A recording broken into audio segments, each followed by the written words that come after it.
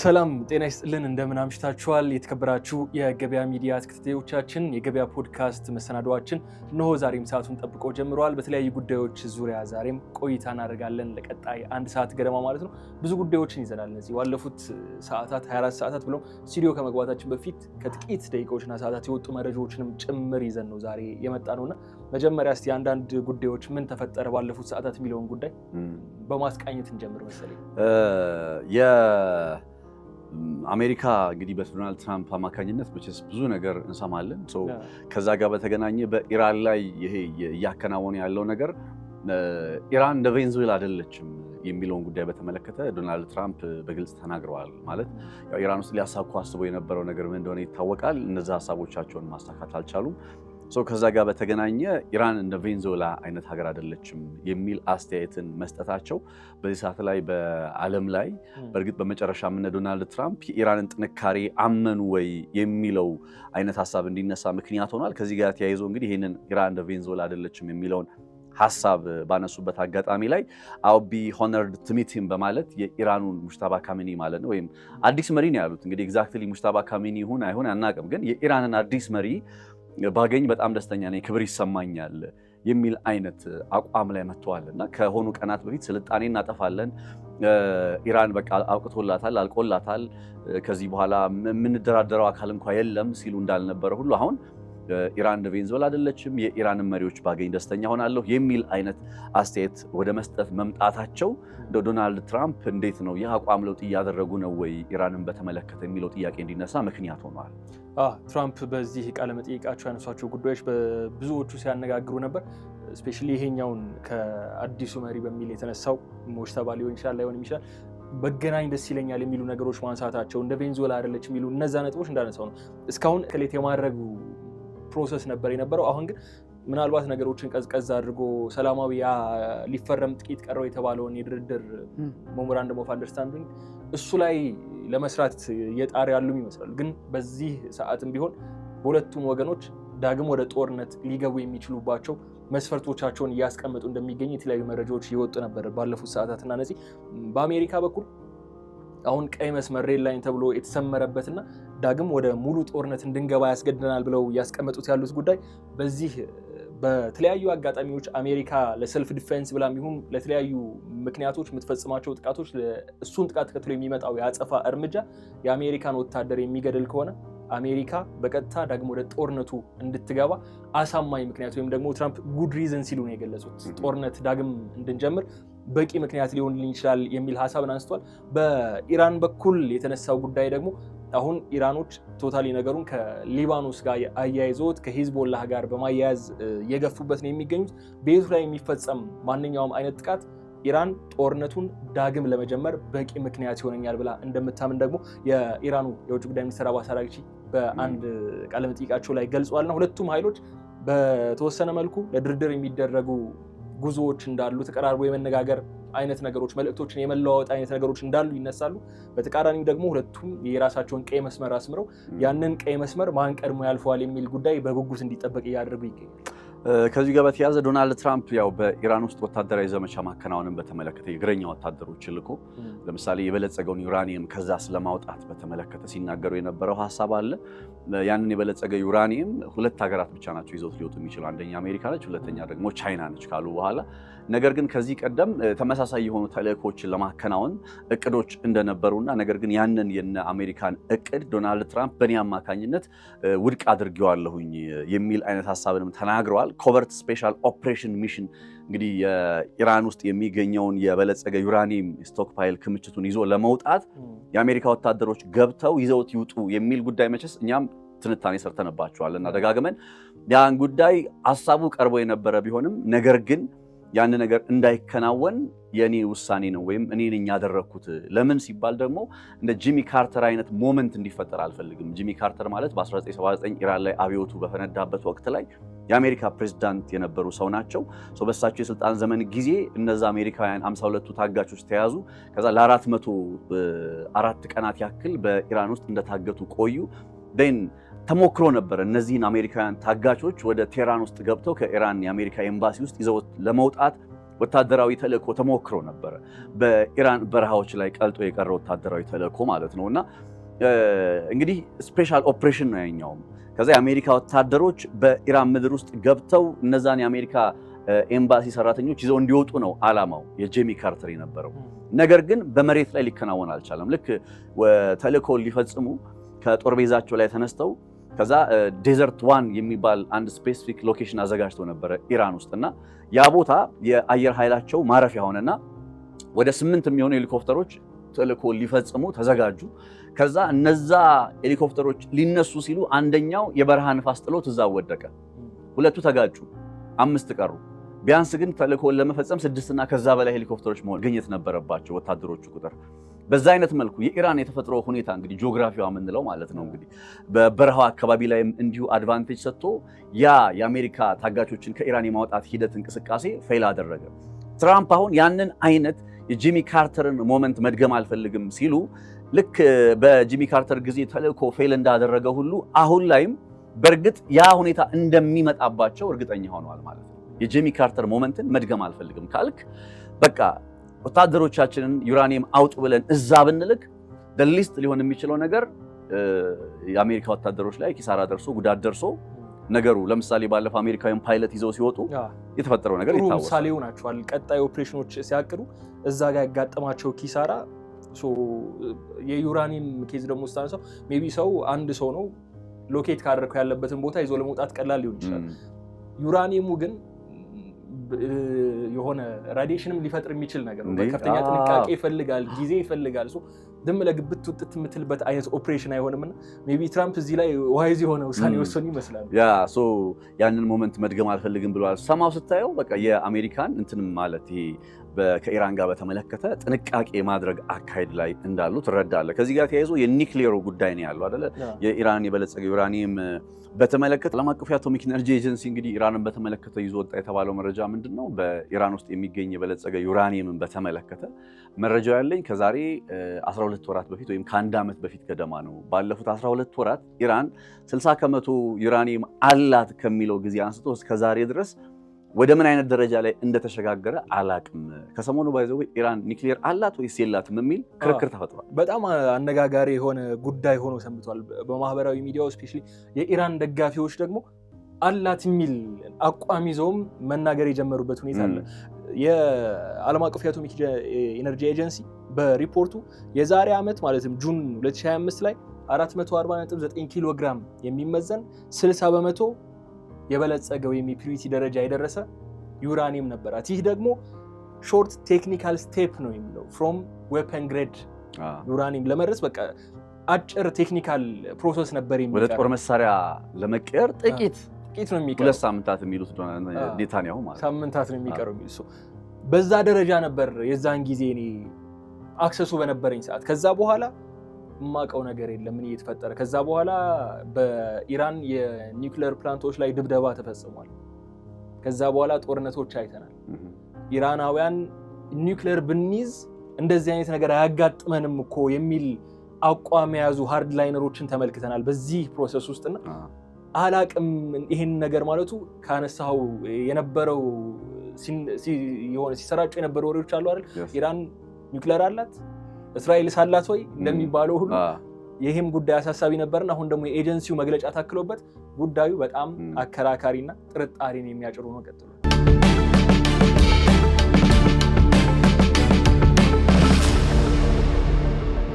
እንግዲህ ሚላ አይኤ የሚባለው ድርጅት የዓለም አቀፍ የአቶሚክ ኤነርጂ ኤጀንሲ በዓለም ላይ ሀገራት እያከናወኑ ያለ የኒውክሌር መርሃ ግብር በተመለከተ ለሰላማዊ ዓላማ ነው የሚውለው የሚለውን ዋስትና ወይም ማረጋገጫ የሚሰጥ ተቋም እና በኢራን ውስጥም እንግዲህ በ2015 ስምምነት መሰረት የነበረው ሚና ይታወቃል ከስምምነቱ አሜሪካ ራሷን ካገለለች በኋላም በነገር ላይ በተለያዩ ጊዜያት የኤንፒቲ ፈራሚ ስለሆነች ማለት ነው ኤንፒቲ የነን ፕሮሊፈሬሽን ትሪቲ ፈራሚ ስለሆነች 1967ቱ ያንን የፈረሙ ሀገራት ሁሉ ደግሞ በየትኛውም ጊዜ የአይኤኤ መሪዎች ይሄዱ ፕሮግራሙን ቼክ ያደርጋሉ ይፈትሻሉ ከዛ ዋስትና ይሰጣሉ አይ ሰላማዊ ዓላማ ነው የሚል አይነት ማረጋገጫ ይሰጣሉ አሁን ከኢራን ላይ በተመለከተ ግን እንግዲህ የአይኤኤ ዳይሬክተር ጀነራል ራፋኤል ግሮሲ ምንድነው የተናገሩት the agency cannot provide assurance that Iran program is entirely peaceful.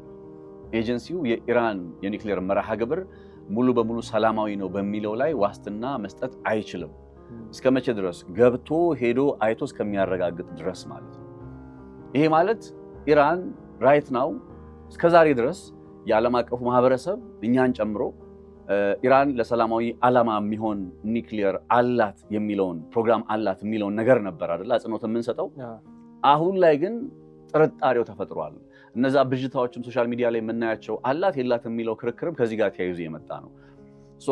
አላት ወይስ የላትም ብለህ ታስባለህ ብለህ እንደግል ብትጠይቀኝ የላትም ብሎ መደምደም አይቻልም።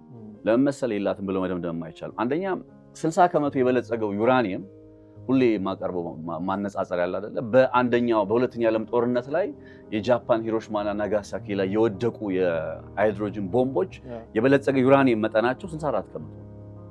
ስለዚህ ኢራን 60 ከመቶ ከሆነ አስበው በምን አይነት ደረጃ ላይ እንዳለ ማለት ነው። ሁለተኛው ነገር አሁን የሚቀራት ይባላል እኮ እንዳልከው 2 ሳምንት ጊዜ ነው የሚቀራት የሚባለው ነጥብ ወደ ጦር መሳሪያ ላይ መግጠም ከሚባለው ነገር ጋርም አብሮ የሚገናኝ ነው። ወደ ጦር መሳሪያ ላይ ከአንድ ቦታ ላይ ተኩሰው የሆነ ቦታ ላይ መላክ ወደምትችልበት አይነት ቴክኖሎጂያዊ ሽግግርም ጭምር እስከምታስገባው ያለው ነገር ነው የሚጠበቀውና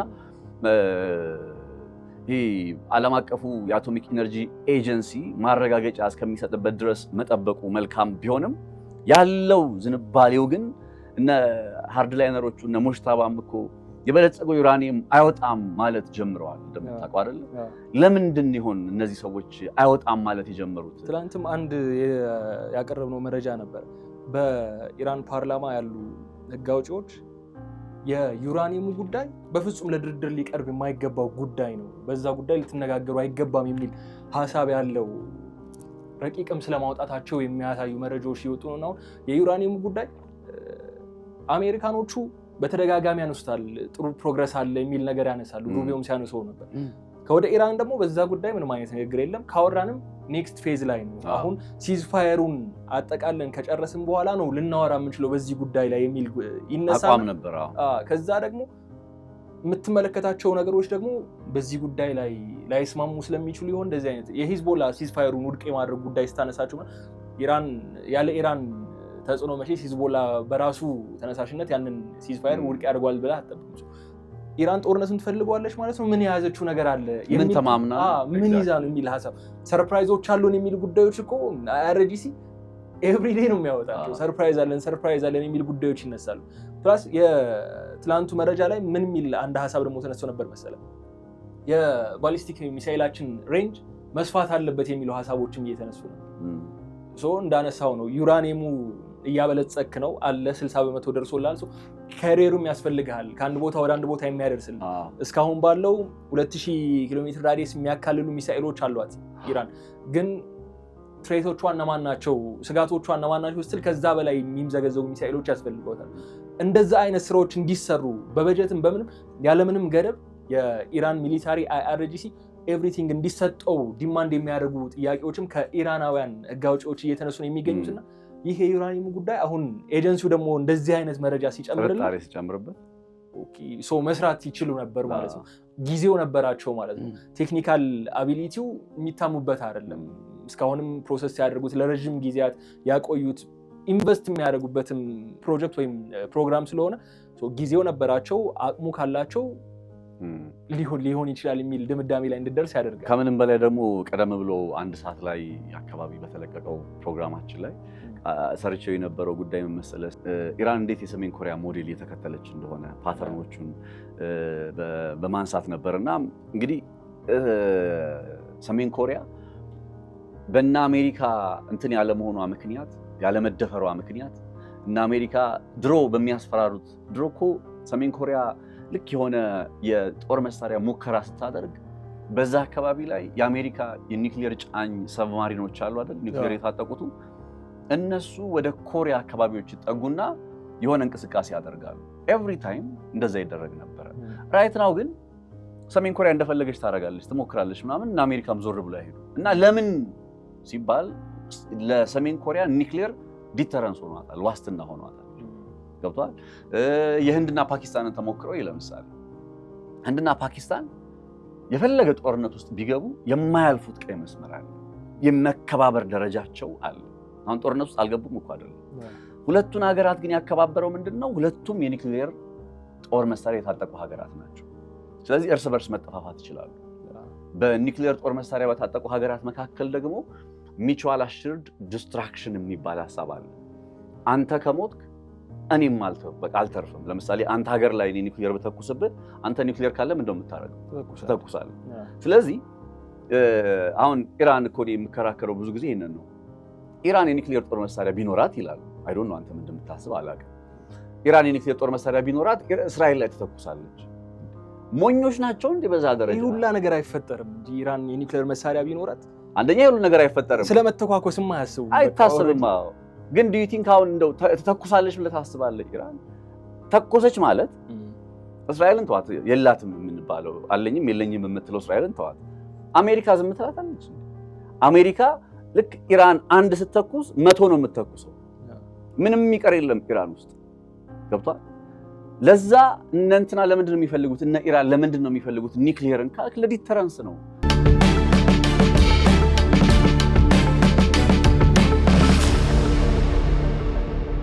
አሜሪካና እስራኤል እንዲህ እየፈለጉ በደስ ባላቸው ሰዓት እየመጡ ጦርነት እንዳይከፍቱባት ለማድረግ ዓላማ ብዬ የማምነው እንጂ ኒውክሊየር ጦር መሳሪያ በእጇ ላይ ከገባ በኋላ ከዛ እስራኤል ላይ ተኩሳ የሆነ ቅዠት ነው የሚመስለኝ እሱኛው እይታና አሁን ላይ ያው ወደዚህ አይነት ነባራዊ ሁኔታ ላይ መጥታለች የሚለው ጉዳይ ሰርፕራይዝ አለን፣ ጠብቁ። ቅድም በጣም አሪፍ ፖይንት ነው ያነሳው። ሰርፕራይዝ አለን። ትላንትና ባይዘው ትላንት ኢራን ውስጥ የረጅም ርቀት ተምዘግዛጊ ሚሳኤል ሙከራ አድርገዋል። ከዛ ሌላ ማስታወስ ያለብህ አሁን ይሄ ድምዳሜ መስጠት አይደለም፣ ዶቶችን ለመገጣጠም ያክል ነው። ኢራን ውስጥ በተደጋጋሚ የመሬት መንቀጥቀጦች ተከሰቱ የሚሉ ዜናዎች በጦርነት ሂደት ላይም ተብሏል በተደጋጋሚ ማለት ነው። እና እነዚያ የመሬት መንቀጥቀጦች በሁለት ሴናሪዮ ነው የሚፈጠሩት። አንደኛ ተፈጥሯዊ በሆነው መንገድ ይፈጠራል። ሁለተኛ በጣም ግዙፍ የሆነ እንደ ኒውክሊየር አይነት ጦር መሳሪያ ሙከራዎችን ስታከናውን እንደዛ አይነት የመሬት መንቀጥቀጥ ይፈጠራል። ፍንዳታው በጣም ሂውጅ ስለሆነ ማለት ነው። በዛ ደረጃ እነዛ መሬት መንቀጥቀጦች ሁሉ የኒውክሊየር ሙከራው መደረጉን ማረጋገጫ ናቸው ማለት አይደለም። ግን they say something የሆነ እንደዚህ አይነት እንድትጠረጥር የሚያደርግ መረጃ ሲመጣ ዶቶቹን ማገናኘት አናሊሲሱን ስትሰራው ነጥቦቹን ስታገናኛቸው ይሆን እንደ የሚል ነጥብ ታነሳለህ። ይሆን እንደ የሚል ነገር ታነሳለህ። ሶ የኢራን ጉዳይ እንዳልኩ IAEA የሚባለው የዓለም አቀፍ አቶሚክ ኢነርጂ ኤጀንሲ ገብቶ ማረጋገጫውን እስኪሰጥ ድረስ እስከዛሬ የላትም ብዬ ሙሉ መናገር ይችል ነበር። ዛሬ ግን እስኪ የነ IAEAን ማረጋገጫ ወይም እነሱ ገብተው የሚሉትን ነገር እንመልከት የሚለውን ነገር ፕሪፈር አደርጋለሁ። ሶ በዛ ሌቭል ላይ መምጣቷ በራሱ ሀገሪቱ ሌላው በጣም በዚህ ጦርነት ላይ ሰርፕራይዝ የሚሆን ነገር ይሄ ይመስለኛል። አሁን ኢራን ወደዚህ ፖይንት ውስጥ ከመጣች አለቀ በቃ ብሬክ አድርጋ ወጣች ማለት ነው። የብሬኪንግ ስቴጅ አለ አይደለ? የሆነ ሀገራት በታሪክ ሂደታቸው ላይ ብዙ ጊዜ እኮ ሲናገሩ ሰምታል። ታሪክ አይቀለበስም ይላሉ። ይብና አባስ አርጋቺ ከሰሞኑ እሱ ነበር ሲል የነበረው ታሪክ አይቀለበስም እና የእነንትናንም ደግሞ የነ እስራኤልንም እንቅስቃሴ ከሰሞኑ ስታየው ከዛ ጋር ይገናኛል። አይ ቲንክ ዛሬም ያው የኒውክሌሩ ጉዳይ መቼም እንትን ስለሆነ እሱ ላይ ፎከስ አደረግንበት እንጂ እስራኤል ወደ አዘርባይጃን ተጠግታለች ሚል የኢንሰርክልመንት ስትራቴጂ ከዚህ በፊት በተደጋጋሚ እናነሳው የነበረው ግብጽ ኢትዮጵያ ላይ የምታካሄዳቸውን ኢትዮጵያን ለመክበብ የምታደርጋቸው ጥረቶች በተደጋጋሚ ቀጠናዊ ጉዳዮችን በምናነሳበት ጊዜ አንስተን ነበር። ዛሬም የዩራኒየሙ የኒውክሌር ጉዳይ ያዝ አደረገ እንጂ በዋናነት የምንገባው እሱ ነው። እስራኤል በዚህ የጦርነት ሂደት ላይ ወደ አዘርባይጃን ገብታ ከአዘርባይጃን ጋር ያው ጥብቅ የሆነ ግንኙነት አላቸው። በመሳሪያ ሽያጭም በምንም አሪፍ የሚባል ግንኙነት ያላቸው ሀገራት ናቸው እስራኤልና አዘርባይጃን። አዘርባይጃን ደግሞ ከኢራን ጋር ቅርብ ርቀት ላይ የምትገኝ ድንበር የምትጋራ የሩሲያና የኢራን የኋላ በር የጓሮ በራቸው ነው የምንለውን ካስፒያን ባህርን የምትጋራ ሀገር ነች አዘርባይጃን።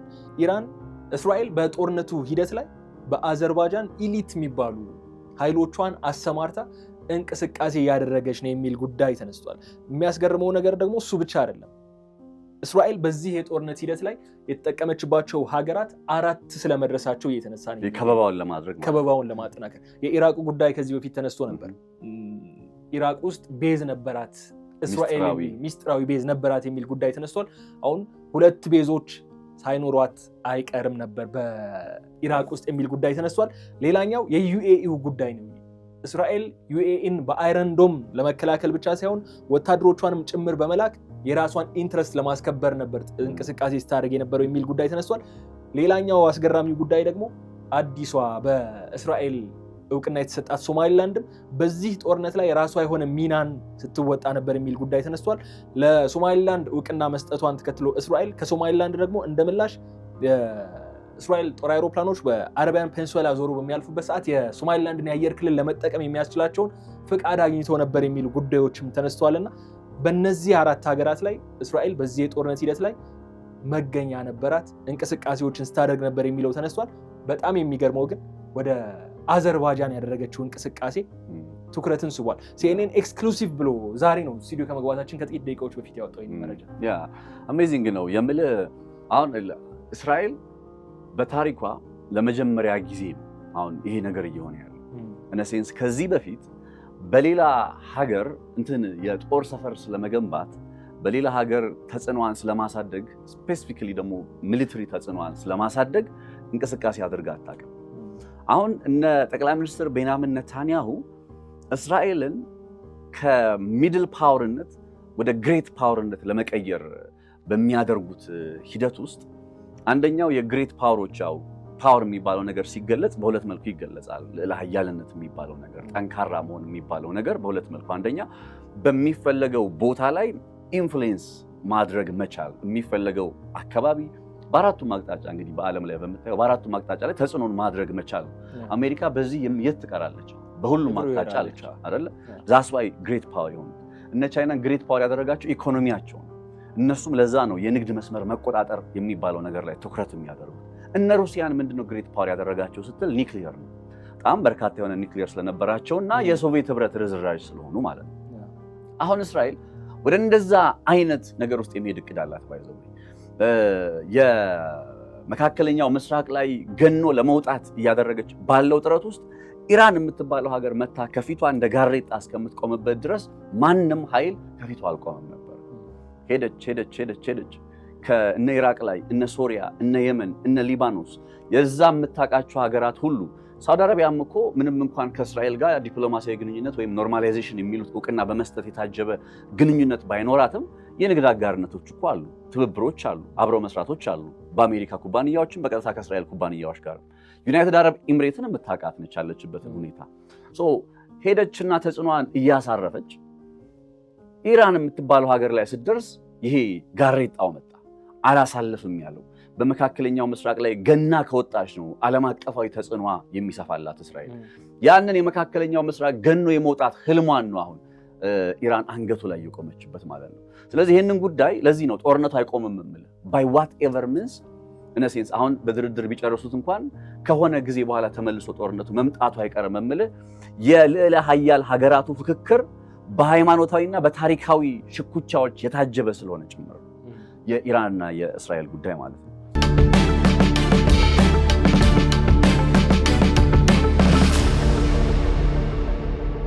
ሚላ ካስፒያን የሚባለው ባህር በነገራችን ላይ እዚህ ጋር ያለው አካባቢ ነው። ይሄ ካስፒያን ባህር ነች። ይሄኛው ጥቁር ባህር የሚባለው ነው። እስራኤል የምትባለው ሀገር ያለችው እዚህ ጋር ነው። እነ ኢራን ያሉት እዚህ ጋር ነው። በዚህ ጀርባ ካስፒያን አለ የምንለው እዚህ ጋር ነው። አዘርባይጃን እዚህ ጋር ነች ያለችው። እዚህ ጋር ያለችው እስራኤል እዚህ ጋር ካለችው አዘርባይጃን ጋር ትብብር ስታደርግ በሌላ ቋንቋ ይቺ አዘርባይጃን እዚህ ጋር ከአዘርባይጃን ቀጥላ ያለችው ኢራን አይደለች። ይቺን ሀገር ያነጣጠረ አካሄድ ነው ማለት ነው። ቀደም ብሎ ሲቀርብ በነበረው ሐሳብ ላይ አንተም እያነሳ እንደነበረው በካስፒያን ባህር በኩል እንዲያውም የነ አሜሪካን የሆርሙዝ ሰርጥ ላይ ያከናወኑትን መዝጋት ብሎኬድ የሚባለውን ነገር ለማለፍ አንዱ እየተጠቀሙ ያለው መስመር የትኛው ነው ሲባል በካስፒያን ባህር በኩል ላይ ያለውን መስመር እንደ አማራጭ መጠቀም ነው። ከሩሲያ ጋር በቀጥታ ስለሚያገናኝ ማለት ነው። ባክዶር ቻናል ሆኗቸዋል ይባል ነበር። አሁን እነ እስራኤል ኢራንን ኮንቴን ማድረግ ሲፈልጉ ለምሳሌ ቻይናን እና አሜሪካ ኮንቴን ለማድረግ አይደለ ታይዋንን የሚፈልጓል።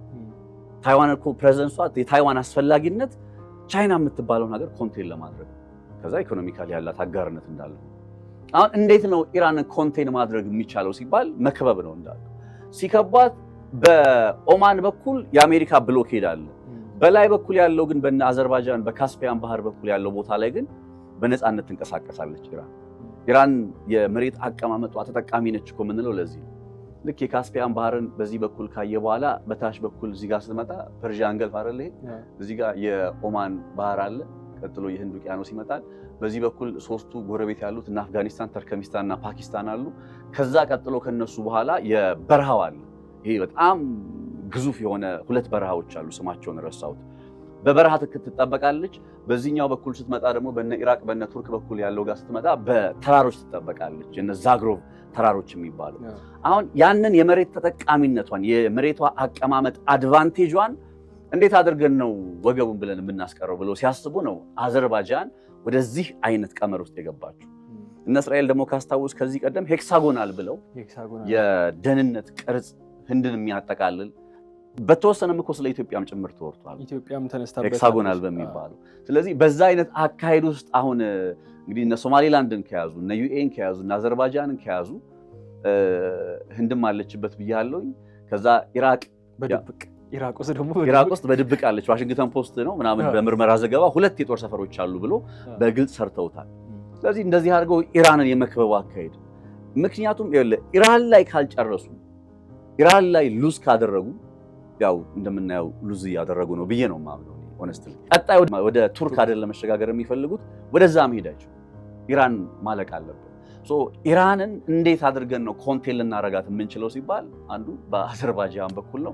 አዘርባይጃን ላይ ምናልባትም እኮ ይፋዊ በሆነ መልኩ ለመጀመሪያ ጊዜ እኮ ያልኩ ለዚህ ነው ኢራቅ ውስጥ በድብቅ የተከናወነ የጦር ሰፈሩ መገንባቱ የመሳሰሉት ነገሮች እንዲያውም ሚስጥሩን ያወጣባቸውን እኮ የበግረኛ ሊገሉት እኮ አይ ቲንክ ገለውታል ወር ምናምን እንደዛ አይነት መረጃዎች ነበር። መጀመሪያ እንትና የጦር ሰፈር አለ የእስራኤል የጦር ሰፈር አለ የሚለው ሚስጥር ይፋ ያደረገው አንድ እረኛ ነውና እሱንም ገለውታል ይባላል። ሚስጥራዊ ነው የኢራቁ። የአዘርባይጃኑ ግን አሁን ኦፊሻሊ ሆነ። ግን ይሄም ፈልገውት ኦፊሻሊ ሆነ አይመስለኝም አይደለም ማለት ሲክሬትሊ ነው እዛ ውስጥ ዲፕሎይመንቱን የፈጸሙት ነው የሚለው የሲኤንኤን የምርመራ ዘገባ። ፈልገውት የወጣ አይመስለኝም። ግን አሁን በምዕራቡ ዓለም ሚዲያዎች እያየነው ያለው ነገር እንደምታውቀው ሊክ የሚደረጉ መረጃዎች በጣም እየበዙ ነው የሚገኙት። ሲክሬት የግል የስልክ ጥሪዎች ሳይቀሩ በይፋ የሚወጡበት አጋጣሚ ነው የተፈጠረውና ይህ የአዘርባይጃኑ ጉዳይ በድብቅ የተከናወነ ለኢንተለጀንስ መረጃዎችን ለመሰብሰብ ሰርቪላንስ ለማድረግ በካስፒያን በኩል ከዚህ በፊት የድሮኖቹ ጉዳይ አንስተን ነበር አይደል? ከሩሲያ ወደ ኢራን ይገባሉ ተብሎ የሚታሰቡ ድሮኖች ፕላስ ደግሞ የሚመለከቱት ክፍት በሆነው ባህር የሚንቀሳቀሱና ኢራን እጅ ላይ የተገኙ ብዙ ነገሮች ደግሞ ጥያቄዎችን ፈጥሮባቸዋል። ሚሳኤሎች፣ የሳተላይት የራዳር ቴክኖሎጂዎች ብዙ ጥያቄዎችን ፈጥሮባቸዋል። ከየት ነው የመጣው የሚለውን ነገርም ማጣራት የፈለጉ ይመስላሉ።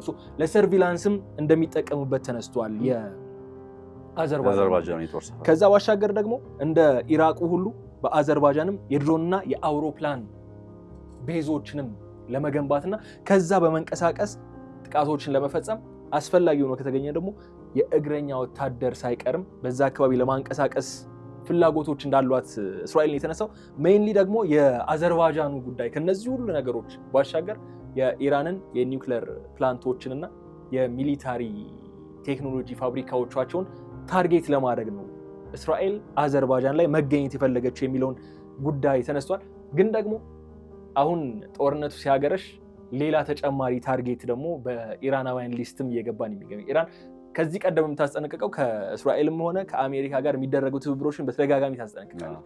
አሁን ደግሞ አዘርባይጃን አሜሪካም ሆነ ኔቶ በካስፒያን ላይ ምንም አይነት ኦቶሪቲ የላቸው፣ ምንም አይነት መገኘት የላቸው።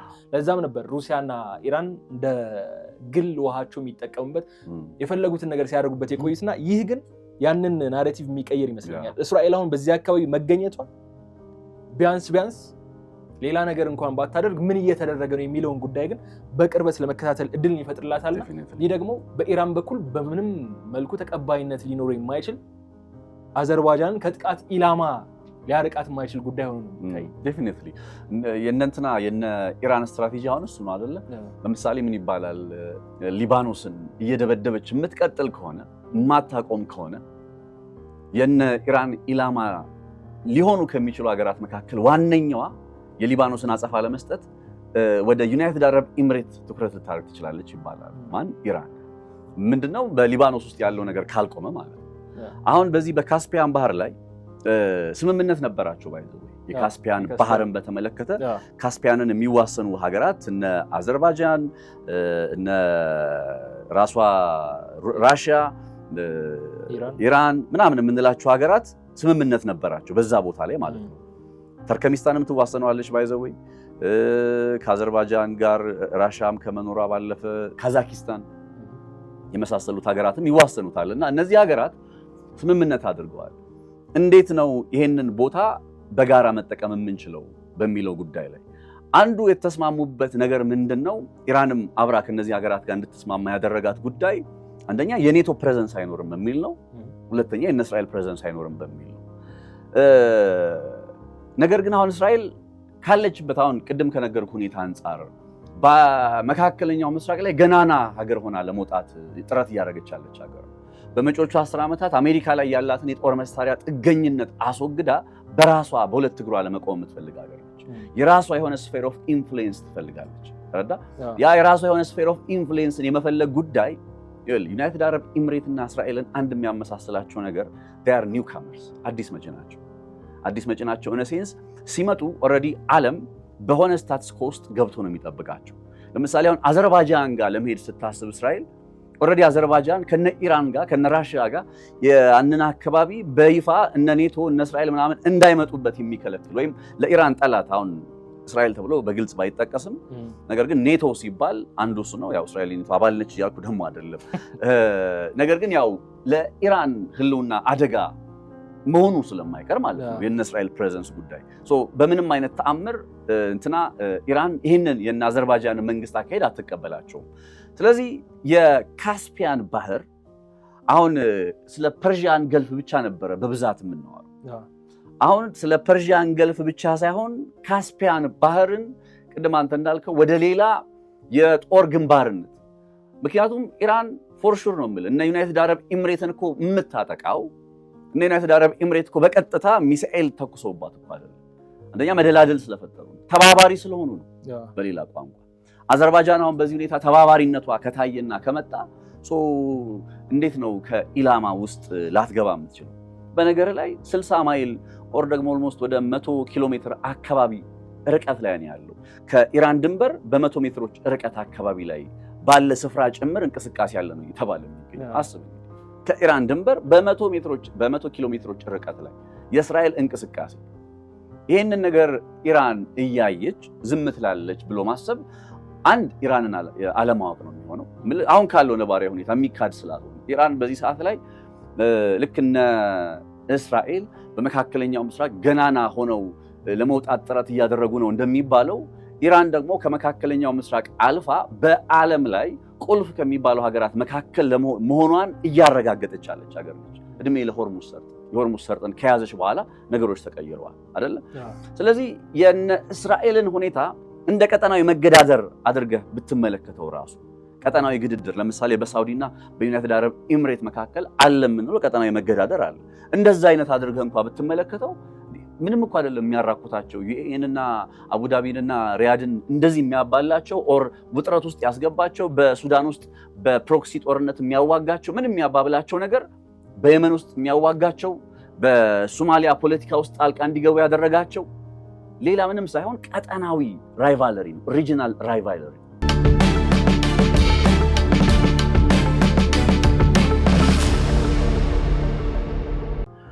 የነ እስራኤልና የነ ኢራን ደግሞ ከቀጠናዊ ራይቫለሪ አልፎ ሌሎች ቅድም ያልኩ ሪሊጂየስ ኮንቴክስት አለው፣ ሂስቶሪካል ኮንቴክስት አለው፣ የመሳሰሉት ነገሮች አሉ።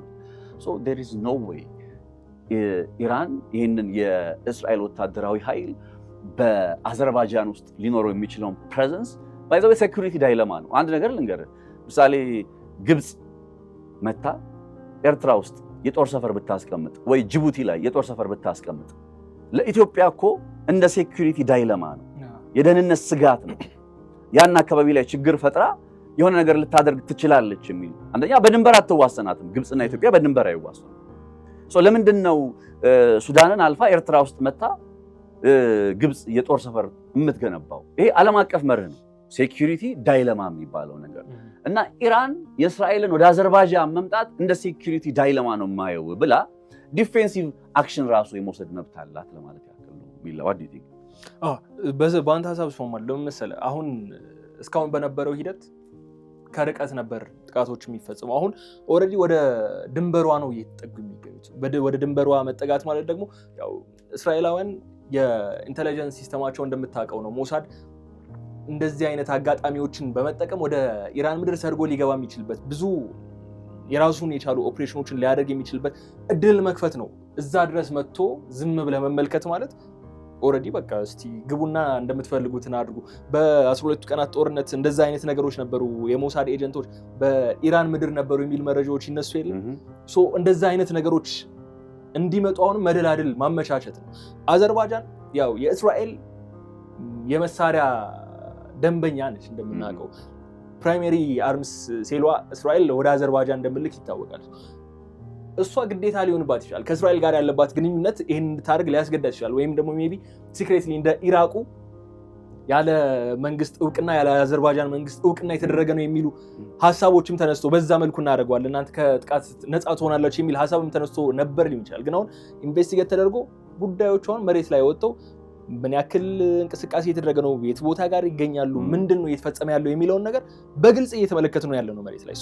ኢራን ያንን መስመርም ለማስጠበቅ ስትል የካስፒያን አሁን በሆርሙዝ በኩል ብሎኬድ አለ። ብቸኛ አማራጭ ያላት አሁን የሆነ ነገር መግባት እንኳን ቢያስፈልጋት እንደባለፎቹ አይነት ዘመናዊ ድሮኖች እንኳን ቢያስፈልጓት ያ መስመር ነው ያላት አማራጭ። እዛ መስመር ላይ እስራኤል አለች ማለት ደግሞ ምን ኦልሬዲ ጦርነቱን ሳትጀምረው ኤቭሪቲንግ አሳልፈ ሰጣቸው በኋላ ካልኩሌትድ የሆኑ ስትራይኮችን መጠበቅ ነው። እዛ ቦታ ላይ ሆነው እያንዳንዱ እንቅስቃሴውን እያንዳንዱ ወጪ ገቢህን እንዲከታተሉ እድል መስጠት ሆኖ የሚታየኝ እዛ ቦታ ላይና እንዳነሳው ኢራናውያን ከዚህ ቀደምም የፕሪሚቲቭ ስትራይኮችን ልንወስድ እንችላለን ሲሉ እኮ ማስጠንቀቂያዎች ይሰጡ ነበር።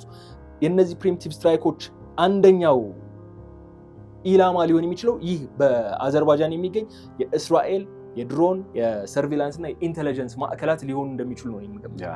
እንግዲህ የእስራኤልና የአዘርባይጃን አጋርነት በጣም የቅርብ ጊዜ አጋርነት ነው ባይዘው ነሴንስ ይሄ ታሪካዊ ግንኙነት የላቸውም ሳይሆን በአብርሃም አኮርድ ውስጥም እኮ አብርሃም አኮርድ ማለት ለእስራኤል እውቅና ሰጥተው ኖርማላይዝድ ግንኙነታቸውን በማደስ ትብብር እንዲያደርጉ ከሚጠበቁ ሀገራት መካከል እኮ አንዷ ነች አዘርባይጃን። ከ40 እስከ 60 ከመቶ የሚሆነውን የእስራኤል የድፍድፍ ነዳጅ አቅርቦት የምታቀርበው አዘርባይጃን ዋና ከተማዋ ባኩ ውስጥ የእስራኤል ኤምባሲ ተከፍቶ ከዛ እንግዲህ ከ23 እስከ አሁን ባለው እንግዲህ 3 ዓመት ወርለ በእነዚህ 3 ዓመት ጊዜ ውስጥ ወደ ሚስጥራዊ የእስራኤል የጦር ሰፈር እስከ መገንባት ድረስ እንግዲህ 23 ላይ ኤምባሲ ከፍተ ከዛ ከ3 ዓመት በኋላ ሚስጥራዊ የጦር ሰፈር እዛ ቦታ ላይ ሲመጣ ስታይ በእርግጥ አዘርባይጃን መጀመሪያም በነ እስራኤል መነጽር ውስጥ መግባቷ ዓላማው ኢራንና ኢራን ብቻ እንደሆነች ነው የሚያሳይ። አሁን በዚህ አካባቢ ላይ ማንን ኢላማ አድርጋ እስራኤል የጦር ሰፈርን በዛ ልታመጣ ትችላለች? ሌትስ ሴይ ሶማሊላንድ ውስጥ እኮ ለምሳሌ እንቅስቃሴ አላት ስንል በሶማሊላንድ በነገር ላይ በባርበራ አውሮፕላን ማረፊያ በቅርብ ርቀት ላይ የእስራኤል የጦር ሰፈር እንዲገነባ ስምምነቶች አሉ ይባላል። አስብ፣ ያ የጦር ሰፈር የሚገነባው ወይም እንግዲህ እንቅስቃሴ የሚኖሩት አሁን ያለውን የባርበራ ኤርፖርትም የግዙፍ የሆኑ የጦር አውሮፕላኖችን እንዲያሳርፍና እንዲያስነሳ ድሮኖችን እንዲያሳርፍ እንዲያስነሳ ተደርጎ የማስፋፊያ ስራ ይሰራበትም ይባላል። ዓላማው ሀውቲ ነው። ከዛ ቱርክ አለች እዚህ ጋር ቀጣዩ አይደለ? በቱርክና በሀውቲ መካከል የሆነ የእስራኤል ኢንተረስት አለ እንጂ ቀይ ባህር ሰላም ይሁንልኝ ምናምን የሚለውን ጉዳይም ስታስብ እስራኤል ከሀውቲ መነጽር ነው የምታየው። ሀውቲ ነው ችግር እየፈጠረብኝ ያለ ብላ ነው የምታስበው። ሶማሊላንድ ስትመጣ ሀውቲን አስባ ነው የመጣችው። አዘርባይጃን ስትሄድ ግን መቼስ ተርከሚስታንን አስባ ሊሆን አይችልም ማለት ስትራቴጂካሊ እኮ በጣም እኮ ነው የምትጠቅማት ለእስራኤል። በዚህ ጦርነት ላይ እኮ አንዱ የተመለከትነው ወሳኝ ነገር እኮ በጦርነቱ ሂደትም በጣም ጉዳት ሲያስተናግዱ የነበሩት እነዚህ አየር ላይ ነዳጅ የሚቀዱ አይሮፕላኖች አሉ አይደል? እስራኤል በዚህ አካባቢ አይሮፕላኖቿን የምታስነሳበት ቤዝ አገኘች ማለት እኮ በቃ እነዚህ አይሮፕላኖችን አያስፈልጓትም፣ ከጨዋታ ውጭ ይሆናሉ። አብዛኛዎቹ ደግሞ አሜሪካ ነች ፕሮቫይድ የምታደርገው እነዚህን አይሮፕላኖች። በትንሹ ከነዚህ አይሮፕላኖች ጥገኝነት ወጣ ከቅርብ ርቀት በኦልሞስት በ100 ማይሎች ርቀት ላይ ከኢራን ማዕከል ከሚባለው ቦታ በ100 ማይሎች ርቀት ሆነ አይሮፕላኖቿ እንደ ልብ ማንቀሳቀስ የምችልበትን እድል ነው የምታገኘው። ሌላ ሀገርን ታሳቢ አድርጋ ልትመጣ አትችልም። ኦፍ ኮርስ ካስፒያን ሲን ደህንነት ላስጠብቅ ነው ልታስጠብቅ ብላ መቼስ አትመጣም፣ የኢራንን ጉዳይ ካልሆነ በቀር ማለት ነው። እንግዲህ የኢራቅ ውስጥም አላት። ኢራቅ ውስጥም በሚስጥር አሉ የተባሉ 2 የጦር ሰፈሮች ስለመኖራቸው የነ ዋሽንግተን ፖስት የምርመራ ዘገባ አሳውቋል። አሁን CNN ደግሞ በቃ ኦልሞስት በይፋ እያሉ ነው የአዘርባይጃን የጦር ሰፈር እስራኤል አለችበት እየተባለ የሚገኙ። አሁን እንግዲህ በቅርብ ርቀት ላይ ናቸው ያሉት እኮ ማለት አዘርባይጃን እና እነ ኢራቅ በቅርብ ርቀት ላይ ናቸው ያሉት። ላይክ እዚህ አካባቢ ላይ አዘርባይጃን አለች፣ እዚህ አካባቢ ላይ ደግሞ ኢራቅ አለች። ይህ አካባቢ ኢራቅ ነው፣ እዚህ ጋር አዘርባይጃን አለች። ናው በዚህ ቅርብ ርቀት ውስጥ ለምንድን ነው እስራኤል እንደዚህ አይነት የጦር እንቅስቃሴ የምታደርገው ስትል ኢራቅ ውስጥ ያለው ሁኔታ አይታመንም። ኢራቅ ውስጥ አሁን በቅርቡ በምርጫ አሸንፈው ወደ ስልጣን የመጡት የሺያ እስልምና ተከታይ ናቸው። በኢራን ፖለቲካ ውስጥም ጠንካራ የሆነ ተጽዕኖ እያሳረፉ ነው እና እነዚህ ሰዎች እንዲያውም እኮ ባለፈው በመንግስታቱ ድርጅት ጭምር እስራኤልን እስከ መሞገድ ደርሰዋል። እንዴት ምስጢራዊ የጦር ሰፈር በግዛታችን እስከ ማለት ደርሰዋል። ኢራቅ አሁን ያለው የሺያ አስተዳደር ኢራን ያው የሺያ መንግስት እንደሆነ ይታወቃል። ኢራን ውስጥ ያለው አሁን የሺያ አስተዳደርም ጭምር ይህንን የእስራኤል እንቅስቃሴ በአዎንታዊነት አይመለከቱም። ለምን? አደጋ እየደገነ ያለው ሌላኛው የሺያ ሀገር ላይ ማን ላይ? ኢራን ላይ። በኢራቅ ውስጥ ያለው የነ እስራኤል እንቅስቃሴ አሁን ወደ ስልጣን ከመጣው መንግስታዊ አስተዳደር አንጻር ምን ሊፈጠርበት እንደሚችል አይታወቅም።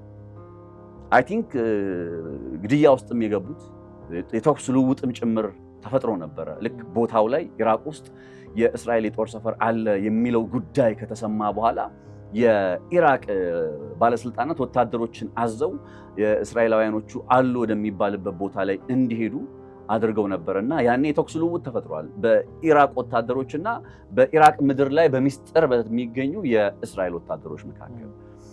ኢራቅ ስቴብል አይደለም። አሁን በሚፈለገው ደረጃ ኢራንን ኮንቴን አድርጌ ልቀጥል በሚለው አካሄድ ውስጥ ብዙ ማዋጭ አይደለም። ስለዚህ ሞር አዋጭ የሚሆነው ከንግድ አጋርነት ተጠቃሚ እየሆነች ያለችው፣ ሁለተኛ ነገር ደግሞ በዚህ እንደ ሚድል ፓወር ሆና ለመውጣት ትፈልጋለች። አዘርባይጃን ከፍተኛ የሆነ የነዳጅ ሀብት ያለባት ሀገር ነች። እነ ሂትለር በነገር ላይ በሁለተኛው የዓለም ጦርነት ነዳጅ አይደለ ማግኘት የሚለው ጉዳይ ያው ባይዞ የአንደኛውም የዓለም ሁለተኛው ጦርነትም ዋናው ጉዳያቸው ነዳጅ ነው እንደምታውቀው። እና እነ ሂትለር ነዳጅ እንያዝ ብለው ወታደራዊ ዘመቻ ወደ ሶቪየት ህብረት ሲገቡ ባኩን ነው ለመያዝ የፈለጉት። የአዘርባይጃን ርዕሰ መዲና ከፍተኛ የሆነ የተፈጥሮ ሀብት አለው ልፈልጌ ነው። ሀገሪቱ ወደ ሚድል ፓወርነት መሸጋገር ትፈልጋለች።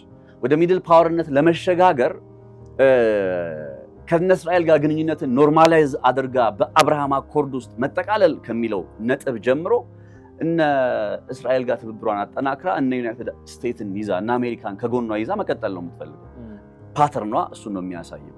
ስለዚህ ሞር ለእስራኤል አዘርባይጃን የበለጠ ፌቨረብል የበለጠ ተመራጭ ነች። አደጋም ሊደገንባት አይችልም። ኢራቅ ውስጥ እንዳለ አይነት ስጋት ሊመጣባት አይችልም። ዳስ ዋይ አይ ቲንክ ከኢራቅ በበለጠ የአዘርባይጃኑ ጉዳይ ከዛ በካስፒያን ባህር ላይ ያላት ስትራቴጂካዊነት እንዳለ ካስፒያን በጣም ከፍተኛ የሆነ የተፈጥሮ ሀብት ሪሶርስ ያለበት ቦታ ነው። ተካፍለውታል በተወሰነ መልኩ በዛ ቀጠና ላይ ያሉ ሀገራት ያን የሁላችንም ያንዳችን አይደለም የሁላችንም አይደለም በሚል ሴንስ ነው ስምምነት ያደረጉት። ያም አካባቢ ሪሶርስ አለ። የምዕራቡን ዓለም ሀገራት እስራኤልን ጨምሮ መቼስ የሪሶርስ ጉዳይ ቀላል ነው ብዬ አላስብም። ለምን ብትል ለምሳሌ ሊባኖስ ውስጥ አሁን እያከናወኑ ባለው ወታደራዊ ዘመቻ ከሰሞኑ በነሱ የተጽዕኖ አድማስ ውስጥ ካስገቧቸው የባህር ላይ አካባቢዎች መካከል የቃና ጋዝ ፊልድ አንዱ ነው። የቃና ጋዝ ፊልድ ከዚህ ቀደም ግማሽ በግማሽ የሚሆነው ወይም አብዛኛው ክፍል የሊባኖስ ነበር። አሁን ነው ወደ እስራኤል ተጽዕኖ ውስጥ የገባው። ምንድን ነው? የጋዝ ፊልድ ነው፣ ሪሶርስ ነው። አዘርባይጃን ውስጥም ደግሞ ቅድም እንዳልኩ በሁለተኛው የዓለም ጦርነት እነ ሂትለር በቃ ባኩን እንያዝ ብለው እስከሄዱ ድረስ ገፊ ምክንያት የሆነ የተፈጥሮ ሀብት ወይም ነዳጅ አለ። ስለዚህ እነ እስራኤል አሁን እንደ አዲስ መጪ እንደ አዲስ ራይዚንግ የሆነ ሚድል ፓወር የመሆን ወይም ግሬት ፓወር ለመሆን ብቻ ባሉበት ሌቭል ላይ አድጎ ለመውጣት ዓለም ላይ ተጽዕኖአቸውን ለማሳደግ ነዳጅ ስቲል ያስፈልጋል። ዓለም ላይ ነዳጅ አያስፈልግም የምንልበት ጊዜ ትንሽ እንደው ሜቢ ከ15 ዓመት በኋላ ይላሉ ተንታኞች ወይ ከ20 ዓመት በኋላ ምናምን የነዳጅ አስፈላጊነት እየቀነሰ ሊመጣ ይችላል፣ ዓለም ኢነርጂ ፍላጎቷ ይሸጋገራል የሚል ትንተናን ያቀርባሉ። እስከዛ ድረስ ግን ነዳጅ ያስፈልጋል። ነዳጅ የሚባለው ነገር እስከሚተካ ድረስ ማለት ነው። ለዛ እነ እስራኤል እንቅስቃሴ ሲያደርጉ እንግዲህ ቅድም እንዳልኩ አንደኛ ከኢራቅ አንጻር የአዘርባይጃን አድቫንቴጅ ወይም የአዘርባይጃን ምቹ ሁኔታ መሆኑ፣ ሁለተኛ በካስፒያን ባህር ላይ አዘርባይጃን የምትባለው ሀገር ያላት ስትራቴጂካዊነት፣ ሶስተኛ ከኢራን ጋር ያላት ቅርበት በ100 ኪሎ ሜትሮች ርቀት ላይ መሰየሟ የሚሉት ጉዳዮች አይ ቲንክ በመሰረታዊነት እስራኤል ወደ አዘርባይጃን ትኩረቷ እንድታደርግ ገፊ ምክንያቶች ናቸው ብዬ አስባለሁ።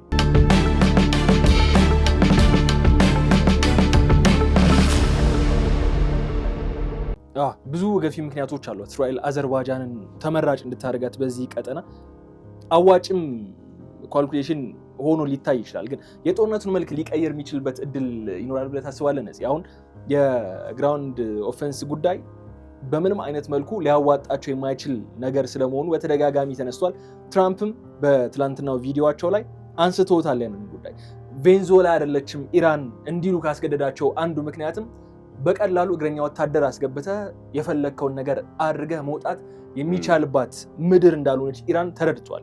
ግን ደግሞ አሁን በኢራን ድንበር ዙሪያ የሚደረጉ እንቅስቃሴዎች እየጨመሩን የሚገኙ እስራኤል ወደ አዘርባይጃን ስፔሻል ፎርስ ብለን የምንጠራቸውን አይነት ወታደሮችም ነው የላከችው።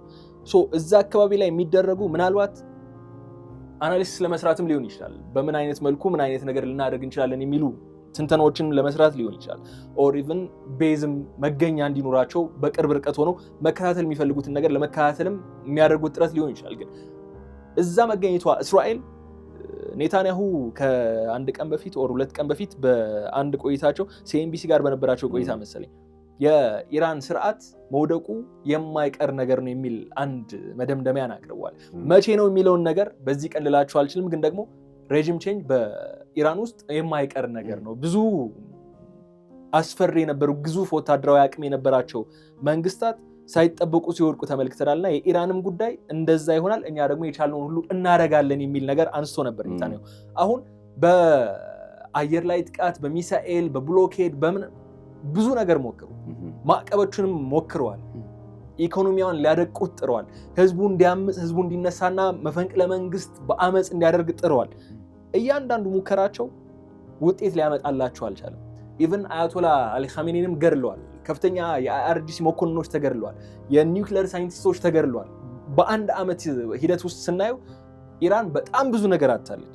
ግን ስቲል ቆማ እየሄደች በጠረጴዛ ዙሪያ ደግሞ አፐር ሃንዱን ይዛ ድርድሮችን እያደረገች ይሄ ካልሆነ ይሄ አይሆንም የሚሉ ዲክቴት እያደረገች ቀጥላለች። በዚህ ሂደት አሜሪካ ነች እየተለሳለሰች እየመጣች ያለችው እንጂ ኢራን አሁንም ስትሮንግ የሆኑ ዲማንዶቿን ጠረጴዛው ላይ ያስቀምጣ ነው እየተመለከተናት የምንገኝ። ሜቢ እስካሁን የመጣንበት መንገድ ብንቀይረውና ሌላ አማራጭ ብንወስድ የሚል ሀሳብ ለዛ መች ይመስላል የአዘርባይጃኑ መገኘት። እኔ አላስብም። ለምን መሰለህ? ከዚህ ቀደም ስለ ኢራንን መውረር ለምን ከባድ ሆነ በሚል ርዕሰ ጉዳይ ላይ ፕሮግራም ሰርቼ ነበርና በዛ ፕሮግራም ላይ የኢራን የመሬት አቀማመጥ ቅድም ሳነሳልህ እንደነበረው እንዴት ለጠላት የማይመች እንደሆነና ኢራንን አንዳንዴም ተፈጥሮ ራሱ ይጠብቃታል እንድትል የሚያደርጉ ነጥቦች አሉ። ለምሳሌ የኢራንን ካርታ ኢማጂን አድርገውና በአራቱም አቅጣጫዎች ላይ በሰሜን፣ በደቡብ፣ በምስራቅ፣ በምዕራብ ምንድነው ያለው ብለህ ካሰብክ አሁን በሰሜን በኩል ብለህ ስታስብ የካስፒያን ባህር አለ ብያለሁ። ከዛ በታች በኩል በካስፒያን ባህር በተቃራኒ ፐርሺያን ገልፍ አለ። ከዛ በምስራቅ በኩል በምትል ሁኔታ 2 በረሃዎች አሉ እንዳልኩ ስማቸውን ስለረሳሁት ነው። እነዛ የኢራን 2ቱ በረሃዎች በቃ ኢቭን እና አሜሪካ በቅድም መግቢያ ላይ የጂሚ ካርተርን ሞመንት መድገም አንፈልግም ያሉት እነዛ 2ቱ በረሃዎች ላይ 8 ሄሊኮፕተሮች ገብተው 2ቱ ተጋጩ፣ አንዱ ወደቀ። የመሬት አቀማመጡ በቃ ተፈጥሮ ነው ያኔ እኮ ኢንቮልቭ ያደረገው። እንዲያውም ኢራናውያኑ ይህንን ጉዳይ እንደ ሱፐርናቹራል ወይም ሌላ ሀያላዊ ኤንቲቲ የፈጣሪ ጣልቃ ገብነት ነው እያሉ ነገሩን እንትን ይሉታል፣ ያቀርቡታል። የአሜሪካ ሄሊኮፕተሮች እዛ በረሃ ውስጥ መቅረታቸው። አሁን በበረሃው በኩል ያለውን ፓርት ቶውና በምስራቅ በኩል በምዕራብና በሰሜን በኩል ያለው ከካስፒያን ባህር ቀጥሎ ምንድነው ያለው? አሁን እስራኤል እግረኛ ወታደር ወይም ስፔሻል ፎርስ የሚባለውን ነገር ላስገባ ብትል ከዛ ወረድ ብሎ ምንድነው ያለው ስትል በጣም በተራሮቿ የምትመካ ሀገር ነች። ባይዘው ኢራን መመካትም አለባትና አልቦርዝ የሚባል ተራራ አለ እና አልቦርዝ የሚባለው ተራራ ልክ ከአዘርባይጃን ጋር ከምትዋሰንበት ጫፍ ጀምሮ ነው የሚመጣው። በጣም የሚገርም ማለት ነው። አስበው ያንን አካባቢ ይሄንን ተራራ አልፈው መምጣት ነው ያለባቸው። አሁን እግረኛ ወታደር ሲገባ አንደኛ ማሰብ ያለብን ነገር እየመጡ ያሉት ወደ ቴህራን ነው አይደለ? ወደ ቴህራን ሲመጡ ከአዘርባይጃን በኩል ባለ አካባቢ ላይ ሰንጥቀው ገቡ ብላስ ያንን ተራራ እንዴት ነው ወጥተው የሚጨርሱት? አሁን ታጣቂዎቹ ምናምን ተዋቸው። እነዚህ 1 ሚሊዮን በላይ የሚጠጉ ታጣቂዎች አሉ አይደለ? ወዶ ዘማቾች፣ በጎ ፈቃደኛዎቹ ባሲጃ እነሱን ተዋቸው። በየአካባቢው ስትመጣ እኮ ሁሉም ታጥቋል ማለት ይችላል። ፀጉረ ልውጥ ካየ በቃ ይተኩሳል። እና እነሱን ተዋቸውና የተፈጥሮ ሁኔታ ቅዝቃዜውን አስበው፣ የተፈጥሮውን አዳጋችነት አስበው። ይሄ አልባሩዝ የሚባለው ተራራ በዚህ ረገድ በዛ አቅጣጫ ላይ ልክ የካስፒያን ባህርን አልፈው ወደ ኢራን መግባት የሚባለውን ነገር ህልም የሚያደርግ ነገር፣ ከባድ የሚያደርግ ነገር። በየት በኩል ልትገባ ትችላለች ሲባል እኮ ለምሳሌ እና አሜሪካ ባለፈው እግረኛ ጦር ስለማስገባት ምናምን ሲያወሩ በየት በኩል ነው ካስገቡ ሊያስገቡ የሚችለው ሲባል አንድ አማራጭና የምትቀርበው ኩዌት የምትባለው ሀገር ነች። በኩዌት በኩል ነች። እሷም ትንሽ የሆነች መንገድ ትሆናለች ተብሎ ታሳቢ ተደርጎ ማለት ነው እንጂ በአብዛኛው ለምሳሌ አልቦርዝ ከሚባለው ይሄ አሁን ከአዘርባይጃን ጋር ኢራን የምትዋሰንበት ተራራማ አካባቢ አለ ከሚለው በተጨማሪ ወረድ ስትል እኮ በነ ቱርክ በነ ኢራቅ ከዛ ኢቭን እስከነ ኩዌት ጫፍ ድረስ ባለው አካባቢ ላይ ያለው የዛግሮቭ ተራሮች ናቸው።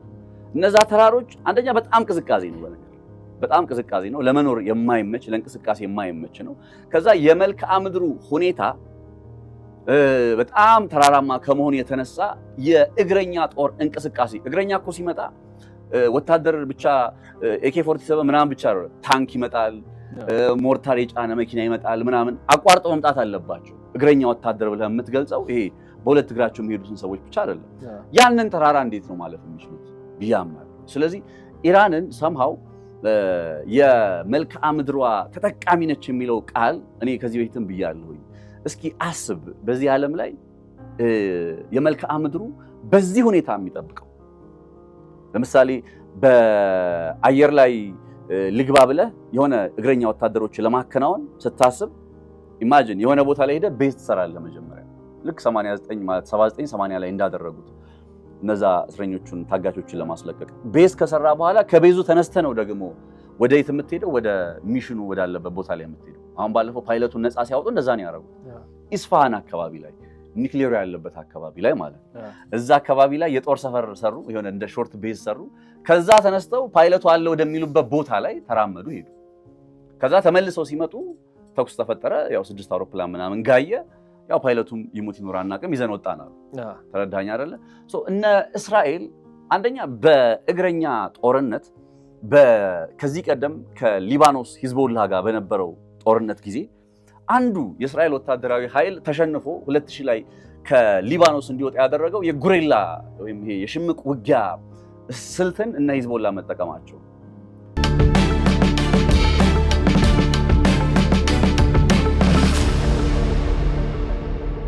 የአክቹዋል በሆነ የጦር ግንባር ላይ አሁን በከተማ ውስጥ ጦርነት አይተናቸዋል። በጋዛ ውስጥ አሁን በሊባኖስ ውስጥ ምናምን የእስራኤል ወታደሮች በከተማ ውስጥ ጦርነት በምትለው አለ። በገጠር በተራራማ አካባቢ ጦርነቶች ግን ልምዶ የላቸውም። አንደኛ። ሁለተኛ ነገር የተፈጥሮ ነባራዊ ሁኔታ ራሱ የሚፈቅድ አይደለም። ልክ ተፈጥሮውን አለፍኩ ብለህ ብትወጣ ከታች ባሲጃል ናቸው ቅድም ኢሚሊየን ሲሆኑ ወዶ ዘማች ባለፈው ፓይለቱን ሲያድኑ የነበሩት እነሱ ናቸው። ለምሳሌ እነዛ ሰዎች ይጠብቁሃል። ያንን ነባራዊ ሁኔታ ስታስብ በእርግጥም እግረኛ ጦር ማስገባት አስበን ነገር ግን እኔ አዋጭ እንዳልሆነ በማሰብ አቁማልኩኝ ብለው ትራምፕ እንደተናገሩት ኔታንያሁም ይሄንን ቢሰሙ የተሻለ አማራጭ ሆናቸዋል እንጂ ኢራንን በእግረኛ ሰራዊት ገብተ ከዚህ በፊትም ባይዘው በታሪክም እነ ኦቶማን ኢምፓየር በጣም የተፈተኑት እዚህ ከኢራን ከፐርሺያዎች ጋር በተገናኘ ነው። እና አሌክሳንደር ዘግሬት በጣም የተፈተኑት እጅግ በጣም የተፈተኑት ከመሬቱ አቀማመጥ ጋር ተያይዞ በፐርሺያኖች ጋር በነበራቸው ጦርነት ነው። ዓለም ላይ አሉ የምትላቸው ያለ ምክንያት እኮ አይደለም። ይሄ ኢራን አሁን የምታየውን ካርታ እኮ ፎር ዘ ላስት 500 ዓመታት ያክል ጠብቃ የቆየች ሀገር እኮ ነች። 500 ዓመት ወደኋላ ኢራን ካርታዋ ይሄ ነው። ምን ማለት ነው? በነዛ ጊዜያት ሁሉ ጦርነት ሳይመጣ ቀርቶ አይደለም፣ ወራሪ ሳይመጣ ቀርቶ አይደለም፣ ጠላት የሚባለው አካል ሳይመጣ ቀርቶ አይደለም። የመሬት አቀማመጧ ተአምራዊ የሆነ እኮ የጦር ኃይል እኮ ስለነበራት ነው አይደለም። አሁን ነው እንዲያውም ተአምራዊ አለ ከተባለ በጣም እና አሜሪካን የሚፈታተን ያለው አሁን እንጂ በቀደመው ጊዜ ዋናው አድቫንቴጅ የመሬት አቀማመጥ ነው። ስለዚህ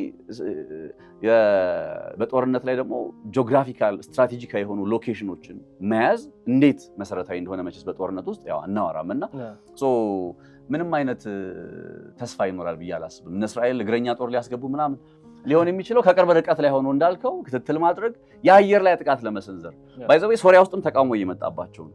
ሶሪያ ውስጥ አሁን የያዙት ቦታና ልክ ኢራን ለማጥቃት ከሚጠቀሟቸው አካባቢዎች አንዱ በሶሪያ ላይ የያዙት መሬት አለ አይደል? ወደ 600 ስኩዌር ኪሎ ሜትር የሚሆን ቦታ ይዘዋል ሶሪያ ውስጥ። ከዛም ቦታ ላይ እየተነሱ እንቅስቃሴ ያደርጋሉ። ከሰሞኑ ግን ተቃውሞ ተጀምሯል። የት? ሶሪያ ውስጥ እስራኤል ለቃት ውጣ የሚል። ኢራቅ ውስጥ ቅድም እንዳልኩ አዋጭ አልሆነ። ሞር የተሻለ ነገር ያለው አዘርባይጃን ስለሆነ አይ ቲንክ እንደው ያንን ከመምረጥ ባለፈ እግረኛ ወታደር ከሞከሩት ያው በዓለማችን በጣም አስገራሚውን የጦርነት መልክ እንመለከታለን። አሪፍ ያው እያጠቃለን የኢራቁና የአዘርባይጃኑ ጉዳይ አነሳ ነው። የዩኤኢ እና የሶማሊላንድ ጉዳይም ይነሳል። እዚህ ላይ እስራኤል እንቅስቃሴ እያደረገችባቸው ነው ተብሎ የሚነሱት የዩኤኢው ያው ዩኤኢን ከኢራን ድሮኖች ለመከላከል ከኢራን ጥቃት ለመከላከል የሚል ናሬቲቭ ተሰጥቶት ነበር ከዚህ በፊት። ግን አሁን በዩኤኢ ውስጥም እስራኤል ጥቅሟን ለማስከበር ነው የገባቸው የሚል ሀሳብ እየተነሳ ነው ያለው። የሶማሊላንድ ጉዳይም ያው እስራኤል ሶማሊላንድን እውቅና ስትሰጥ የምናውቀው ነገር ነው። የሁቲን ነገር ቀጥተኛ ፕሮክሲ ስለሆነ ሁቲ እሱን ኮንቴን ለማድረግ እዛ አካባቢ ላይ ያላትን ተጽዕኖ ለማስፋት እንደሆነ ይታወቃል። በዚህ ጦርነት ሂደት ላይ ግን እነዚህ ሁለቱ መገኛዎች ምን አይነት አድቫንቴጅ ይሰጧታል እስራኤል? ስትራቴጂካል አድቫንቴጅ አንደኛው የሶማሊላንዱ ጉዳይ ያው ሀውቲ ነው ብየማም ሀውቲ የኢራን ፕሮክሲ ስለሆነ አሁን ትላንት ነው የሰራው አንድ ትንታኔ ነበረ በዚህ በቀይ ባህር በኩል ላይ እንዴት ጦርነቱን ማስፋት ሲባል እነ ኢራን የሚጠቀሙት ስትራቴጂ ሀውቲን በመጠቀም ቀይ ባህርን ቀጥ ማድረግ ነው። ቀይ ባህር የሆርሙዙን ስትራቴጂ ባቤል መንደብ ላይ እንደግመዋለን የሚል አቋም ይዟል ኢራኖች። ስለዚህ ያንን አካባቢ እስራኤል ለምሳሌ የኢሌት ወደቦች አካባቢ ላይ ተነስተህ የሀውቲን ቡድን ያነጣጠረ ጥቃት ልሰንዝር ብትል ከ1200 ከ1300 ኪሎ ሜትሮች በላይ መብረር አለባት። የእስራኤል የጦር ጀቶች በዛ ደረጃ ኪሎ ሜትሮችን መብረር አለባቸው። ከሶማሊላንድ ካለ የጦር ሰፈር ግን ተነስተው ሀውቲን ያነጣጠረ ጥቃት እንፈጽም ቢሉ በአንድም ይሁን በሌላ ከ500 ኪሎ ሜትር የበለጠ የአየር ላይ ክልልን የመብረር ግዴታ አይኖርባቸውም። ፕሮክሲሚቲው በራሱ አንድ የሚሰጠው ነገር አለ። ወደዚህ ቦታ ላይ መምጣታቸው በቅርብ ርቀት ላይ የሀውቲን እንቅስቃሴ መከታተል፣ ያው እንደዛ ሲሆን ይዞ የሚመጣው አደጋ አለ ለሶማሊላንድ። ምክንያቱም ሀውቲ ሶማሊላንድ ፌቨረብል የሆነ ለኢራን ወይም ለእስራኤል የተመቻቸ ሁኔታ ከሰጠች እና ሀውቲ የሚሰጡት የአጸፋ ምላሽ ያንን ቦታ ያነጣጠረ እንደሚሆንና ሶማሊላንድን የሆነ አደጋ ውስጥ ሊያስገባት እንደሚችል ታሳቢ ይደረጋል። የሀውቲ ጉዳይ እጅግ በጣም መሰረታዊ ነው። ቅድም እንዳልኩ የቱርክም ጉዳይ መሰረታዊ ነው። ከቱርክ ጋር ባይዘው እኔ የቱርክና የእስራኤልን በዚህ የቀይ ባህር ቀጠና ላይ ያላቸው መገዳደር እንዴት ነው የምትገልጸው ካልከኝ የታይም ቦምብ ነው። ጊዜ ጠብቀው የሚፈነዳ ቦምብ ነው። አይ ዶንት ኖው ከ2 ዓመት ከ5 ዓመት ከ10 ዓመት ግን ይሄን ቀጠና ወደ ሌላ ከባድ የሆነ ቀውስ ውስጥ ሊያስገባ የሚችል ነባራዊ ሁኔታ ምንድን ነው ካልክ የኢትዮጵያና የኤርትራ ጉዳይ ያሳስበኝም፣ የእስራኤልና የቱርክ ጉዳይ የሚያሳስበኝ። ከዚህ ቀደም አንድ እስራኤላዊ ለአሜሪካ ውስጥ በስለላ ተይዞ ነበር ስሙ አለስኩኝ ፕሮግራም ሰርተንበት ነበር። እስራኤላውን መዘጋጀት ያለባት ለቱርክ ነው የሚል ሀሳብ አንስቶ ነበር። ከቱርክ ጋር መዋጋት ማለት ከሐማስ ከሂዝቦላ እንደ መዋጋት አይነት ወይም ኢራን ላይ እንደነበረው አይነት ጦርነት ላይሆን ይችላል። ካሁኑ ለሱ ዝግጁ መሆን አለብን የሚሉ ሀሳቦች ሲነሱ ነበር። የቀድሞ ጠቅላይ ሚኒስትሩ ነበር መሰለኝ አይደለ ኔክስት ታርጌታችን ቱርክ መሆን አለባት የሚል ሀሳብን ያነሳው። የሚቀር ጉዳይ አይደለም የቱርክ ጉዳይ። ስለዚህ ሶማሊላንድ ሞር ከኢራን ጋር ካለው ስትራቴጂካዊ እንትን ይልቅ ስትራቴጂካዊ ጥቅም ይልቅ ሞር ሀውቲን በተመለከተ በይደራ ቆይተውት ነው ባይዘው የሀውቲን ጉዳይ። ሀውቲም ያው በዚህ ጦርነት ላይ ተኩሷል እኮ ግን ሚናው የተቆጠበ ነው። ከትራምፕ ጋር ያደረጋትን ስምምነት እንዳረሳ ባይዘው ትራምፕና ሃውቲ ስምምነት አድርገዋል። ያቆሙት the last time አሜሪካ ሃውቲን እየደበደበች በነበረበት ጊዜ ላይ ያቆሙት ተስማምቶ ከዛ ስምምነት በኋላ ሃውቲ በተወሰነ ደረጃ ይሄ በእንደዚህ አይነት ጦርነቶች ላይ the last resort የመሆን ይሄ የመጨረሻው ነገሮች ሁሉ ተስፋ አስቆራጭ ከሆኑ የመጨረሻው ስትራቴጂ because በአንድ ጊዜ ሁሉንም ነገር እንደ ኢራን ሆነ ስታስበው ሁሉንም ነገር በአንዴ አታባክን አይደለ? ፕላን ኤ ፕላን ቢ ፕላን ሲ ልክ ነገሩ እስካሌሽን ዶሚናንስ አይደለ እያየን የምንገኘው እየከረረ ሲሄድ ምን ተጠቀማለሁ እዛ ሞመንት ላይ እዛ ደረጃ ላይ ምን ተጠቀማለሁ ሊባኖስን እየደበደቡ የሚቀጥሉ ከሆነ እዚህ ጋር ዘጋል ምናምን ካልኩሌት ያደርጋሉ እነሱምና ከስትራቴጂካዊ ተጽዕኖ አንፃር ሃውቲ ያነጣጠረ ያው ሃውቲ ስትል ግን የኢራን ፕሮክሲ እንደሆነ ታሳቢ ይደረጋል። የቱርክም ጉዳይ እንዳለ ሆኖ ዩናይትድ አረብ ኤምሬትን በተመለከተ አሁን ዩናይትድ አረብ ኤምሬትን ለሁለት ነገር ይፈልጓታል። አንደኛ ከአረቡ ዓለም የአብርሃም አኮርድን ተቀላቅላ ከእስራኤል ጋር ይፋዊ የሆነ ዲፕሎማሲያዊ ግንኙነት የጀመረችው በ2020 እንደ አውሮፓውያን አቆጣጠር። ይሄ ግንኙነት ለእስራኤል በጣም ስፕሪንግ ቦርድ የሆነ ግንኙነት ነው። ለምንድን ነው እንደዛ የምልህ? ሌሎቹ የአረብ ሀገራት ኢቭን እነ ሳዑዲ አረቢያ እንዲከተሉት የሚፈለገው መንገድ ነው። ስለዚህ አሁን እነዚህ ሀገራት ከእስራኤል ጋር ግንኙነት ሲያደርጉ ዩናይትድ አረብ ኤምሬት ከእስራኤል ጋር ግንኙነት ስታደርግ እስራኤል ከእሷ ጋር በተገናኘ ችግር ምክንያት የሚመጣ ጦርነት ዩናይትድ አረብ ኤምሬትን አፌክት የሚያደርግ ከሆነ ቀጣይ ለምን እነዛ ሀገራት የዩናይትድ አረብ ኤምሬትን ፈለግ ይከተላል? በፍጹም አይከተሉ።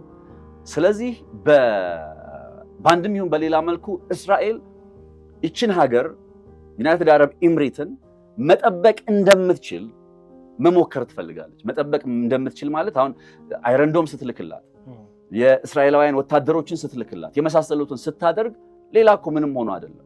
አሚን በዛ አካባቢ ላይ የኢራቅ ውስጥም አላት የጦር ሰፈር እንቅስቃሴ እንደምታውቀውና በጂኦግራፊ ሎኬሽን አንጻር ለእስራኤል እንዲህ ከስትራቴጂካዊ ጥቅም አንጻር እንዲህ ብለህ የምትገልጸው ነገር የላትም ከመሬት አቀማመጧ።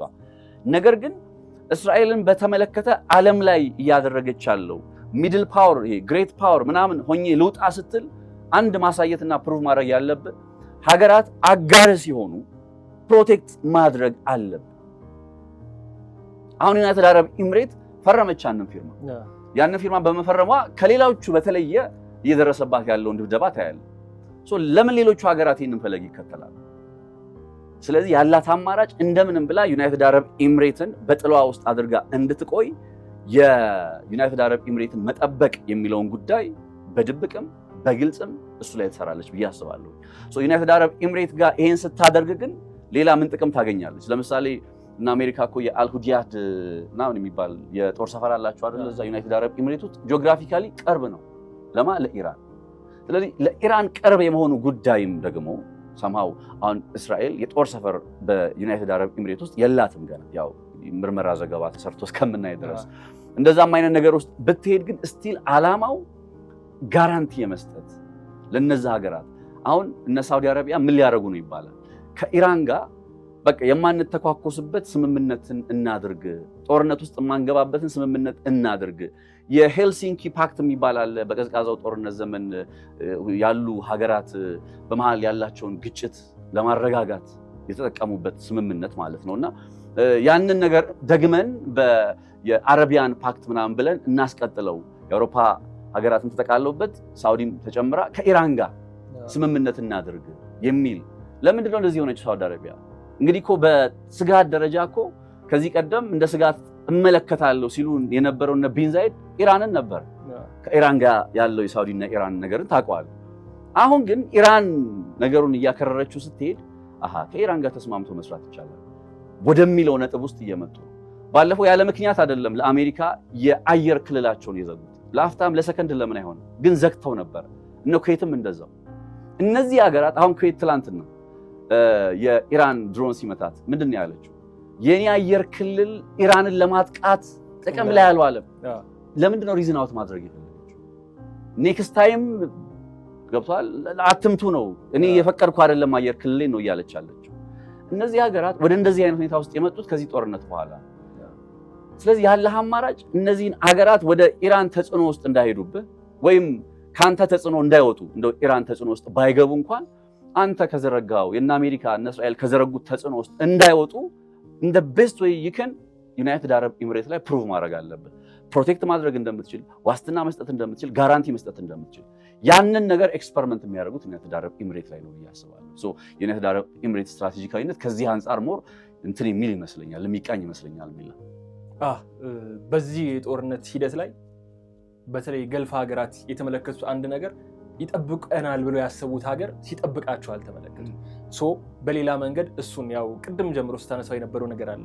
እስራኤል ሀያል ሀገር ሆና ለመውጣት የምታደርገው ጥረት አለ። ሶ እሱን ፕሩቭ ለማድረግ ደግሞ በዚህ የጦርነት ሂደት ውስጥ ተጨባጭ የሆነ መከላከል የምችልበት አቅም የሆነ ከሌላ የምትሰጥ ሀገር ሆና መውጣትን ትፈልጋለች።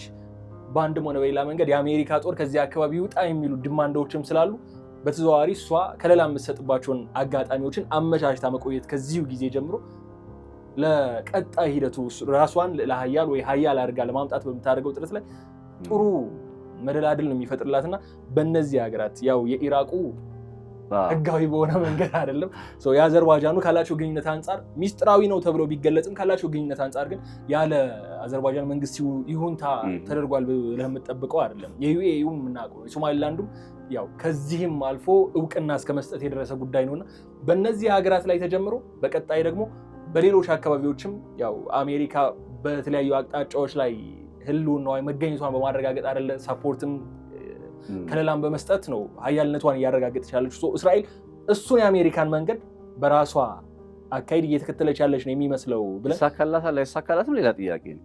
ይሆንላታል አይሆንም ሌላ ጥያቄ ነው። ፐርሰናሊ ብትጠይቀኝ it's a long way አሁን እስራኤል ዋስትና መስጠት ለዩናይትድ አረብ ኤሚሬት ምናምን ገና እሷ ራሷ ከአሜሪካ ላይ ያላትን ጥገኝነት መላቀቅ የምትፈልገው በመጪዎቹ 10 ዓመታት ነው። አስቡ አንዳንድ መረጃዎች ማለት ነው እንዲሁ ዝም ብለህ ቁጭ አድርገው ሁለቱም ስታያቸው እንዴት ነው ይሄ ነገር ምናምን ትላለህ። እስራኤል ሚሳኤሎች የሚተኮሱባትን ባሊስቲክ ሚሳኤሎች ለመከላከል አሜሪካ ነበር ስትከላከላት የነበረው እያልክ እዚህ ጋር ደግሞ እስራኤል ዩኤኢን ልትከላከል አይረንዶም ልካለች የሚለውን ነገር ራሱ ስታስቀምጠው አንዳንዴ ሲምቦሊካል ነው ግን የሆነ እንትን አያደርግ ኮኔክት አያደርግም። ሲምቦሊካል በሆነ መንገድ ግን የሆነ መግለጽ የሚፈልጉት ነገር እሱን ነው። ቢከን እንችላለን ባይኖርህም እኮ ነው በቃ እስኪኖርህ ድረስ እንዳለህ አስመስል አይደለ ፕሪንሲፕል ካፒታሊዝም እንደዛ ነው በቃ አለን አቅም አለን ምናምን በፍጹም ዊክ ሆኖ አይታዩልን።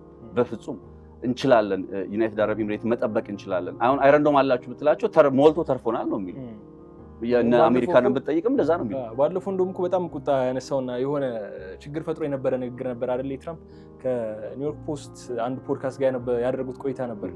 ከጦርነቱ ጅማሬ ጋር በተያያዘ ያነሷቸው ጉዳዮች ነበርና እዛ ላይ እኔ ባልኖር ኖሮ የሆነ እስራኤል አትኖርም ነበር የሚል ነገር አነሱና በአክራሪ የእስራኤል የፖለቲካ ኃይሎች ላይ በጣም ቁጣን የቀሰቀሰ ነገር ነበር። ማለት እኛ እኮ ራሳችን መከላከል እንችላለን የሚል ነገርን ሲያነሱ ነበር። ትራምፕ ግን እዛ ላይ እሱን ነገር ነው ድምጥማጡን አጥፍተው ሉዓላዊነታቸውን በራሳቸው ማስከበር አይችሉም የሚል ናሬቲቭን ገንብተው ነበር የወጡትና ያው ትራምፕ ሆን ብለው ነው አይደለም የሚለው ነገር አይ እውነትም ነው። እኔ ማለት የእስራኤልን እኮ አሁን አክቹዋሊ እናውቃለን እንግዲህ ሙሉ ቀን በዚህ ጉዳይ ላይ ስናነብ ስናጠና ዶክመንተሪ ስንዘጋጅ ስንቆፍር ውለን ምንም ልናስመስል የምንችለው ነገር የለም ብዬ ነው። እስራኤል ያላት ወታደራዊ አቅም በቃ ኔታንያሁ መቼ ነው ከአሜሪካ ላይ ያላችሁን ጥገኝነት መላቀቅ እቅዳችሁ ብትለው ከ10 ዓመት በኋላ ነው የሚለው።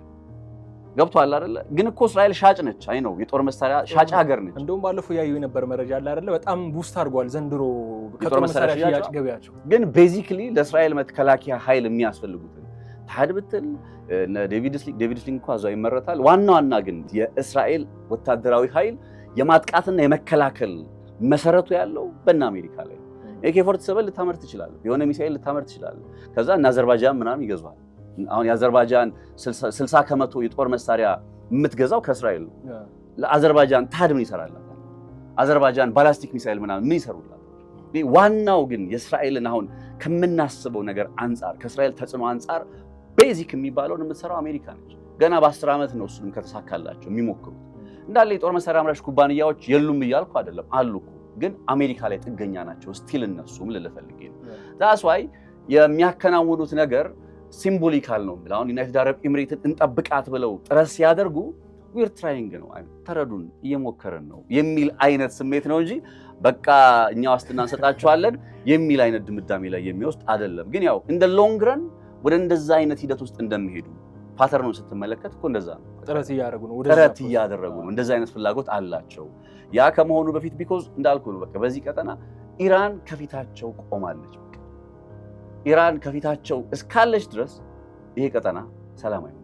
እንዳልኩ በስምምነት ቢጨርሱ ቢፈራረሙ ተኩስ አቁም ቢያደርጉ ምን ቢሉ ይሄ ጦርነት አሁን ባለበት ቢቆም ብቻ በየትኛውም ጊዜ ደሩቤ ታይም እኔ እናንተ ደግሞ እንዲህ ተመልሰን ላስት ታይም እኮ እንዲህ ተባብለን ነበረ ብለን የምናወራበት ሞመንት ይኖራል። ቢኮዝ ኢራን ላይ የአገዛዝ ለውጥ የሚለውን ነገር ቅድም አንተ ራሱ ብለህ የለ የአገዛዝ ለውጥ ጊዜው ይርዘም እንጂ መሳካቱ አይቀርም ብለው ተናግረዋል። ስለዚህ መቆሚያ የሌለው ነገር ስለሆነ ለዛ መቆሚያ የሌለው ነገር የሚደረግ ዝግጅት አንድ አካል ነው በሚለው እንያዘው እስቲ። አሪፍ። ይህንን ብለን እንግዲህ በዚሁ እናጠቃለው ቆይታችን። የተከበራችሁ ተከታታዮቻችን ከገበያ ሚዲያ ጋር ነበር ቆይታ ስላደርግ የነበረው ፖድካስታችን ይህንን እስከታተሉት የቆያችሁትን ይመስል ነበር። እንዴት ነበር? ሀሳብ አስተያየታችሁን ኮመንት መስጫው ላይ ያስቀምጡልን። ሚሊዮን ሙሴና ነፃነት ላቀውነን አብረናችሁ ቆይታ ያደረግነው። የዩቲዩብ ገጻችንን ሰብስክራይብ አድርጉ፣ ቪዲዮንም ላይክ አድርጉ። እንዳልኳችሁ ሀሳብ አስተያየታችሁን ኮመንት ላይ ያስቀምጡልን። በቀጣይ በሌላ ቪዲዮ እንገናኛለን። እስከዛ በቸር ሰንብቱልን። ሰላም።